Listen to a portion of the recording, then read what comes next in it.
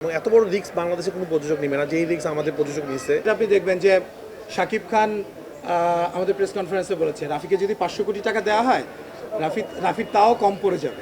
আমাদের সিনেমার যে গতি বা যে লেভেলে মানুষের দেখার আগ্রহ, মানে সিনেপ্লেক্স যদি আরো 100টা থাকতো 100টাই হাউসফুল যেত। আপনারা সিনেমাটা দেখলে বুঝতে পারবেন যেখানে কি হাই স্কেল জিনিস ইউজ করা হয়েছে, যে ক্যামেরা দিয়ে শ্যুট হয়েছে সেই ক্যামেরা দিয়ে বাংলাদেশে আগে কখনো শ্যুট হয় নাই।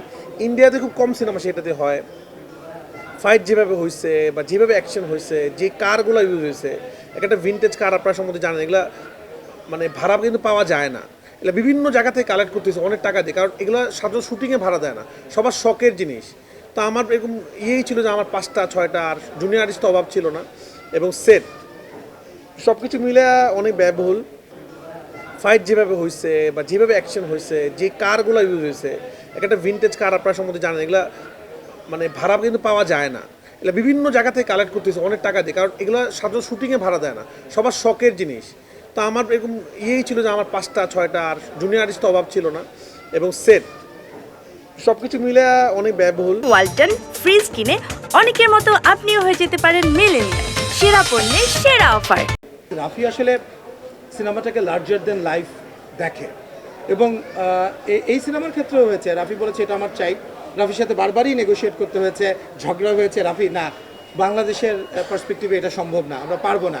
রাফি বারবারই নেগোশিয়েট করেছে যে না, এটা আমার চাই। রাফি কিন্তু রাফি নিজের জন্য চায়নি। রাফি একবারও বলেনি যে না শাকিল ভাই আমার রেমুনারেশন, আমার কষ্ট হচ্ছে, আমাকে একটু রেমুনারেশন বাড়িয়ে দেন, একবারও বলেনি। ও বলেছে যে আমি এই ফ্রেমটাতে এই জিনিসটা দেখতে চাই।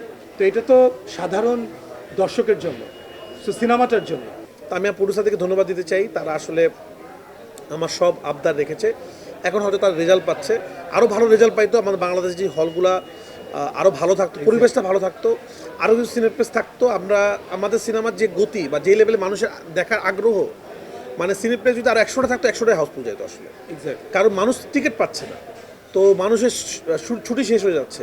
সিঙ্গেল স্ক্রিনের মধ্যে আপনারা যদি দেখেন, ছবি দেখেন, সবাই গেঞ্জি খুলে সিনেমা দেখতেছে। এখন যেই হলে টি শার্ট খুলে সিনেমা দেখে, সেই হলে তো মহিলারা যাবে না, কীভাবে যাবে? তো এই অবস্থার মধ্যে যে তুফান আসলে এত ভালো যাচ্ছে, তো আমরা আশা করি আমাদের স্বপ্নটা এরকম। এই জন্য আমি সব বাব্বারে বলতেছি, দেখেন আরও যারা প্রডিউসার আছে, আরও যারা ডিরেক্টর আছে, আপনারা সবাই একসাথেই কাজ করেন, ইন্ডাস্ট্রিটা ভালো হবে। এখন আমাদের সময় একসাথে সবাই মিলে কাজ করে আরও হল বাড়ানো, ইন্ডাস্ট্রিকে ঠিক করা। 1 বছর পর পর সিনেমার উৎসব করে লাভ নেই, প্রতি মাসে উৎসব হইতে হবে আসলে। সুরঙ্গতের উৎসব হয়েছিল, আবার এখন তুফানে হচ্ছে। ঈদ বাদেও সিনেমা তো উৎসবটা হইতে গেলে কী হবে, আমাদের সবার এক হইতে হবে। এখন এই যে একজনকে আরেকজন টানাটানি, এটা বন্ধ করলে আমাদের দেশ ঠিক হয়ে যাবে, এবং হলগুলোতে বক্স অফিস হিসাব করতে হবে। আমি সারাদিন থেকে হিসাব করতেছি, আমি কী ব্যাপার, তুফান হিট আপনি উল্লাস করেন, উৎসব করেন, উনি সারাদিন এই হলে কী অবস্থা হলে হিসাব করা। বক্স অফিস থাকলে কিন্তু প্রডিউসার এটা করা লাগে না, সফটওয়্যারে চলে আসবে।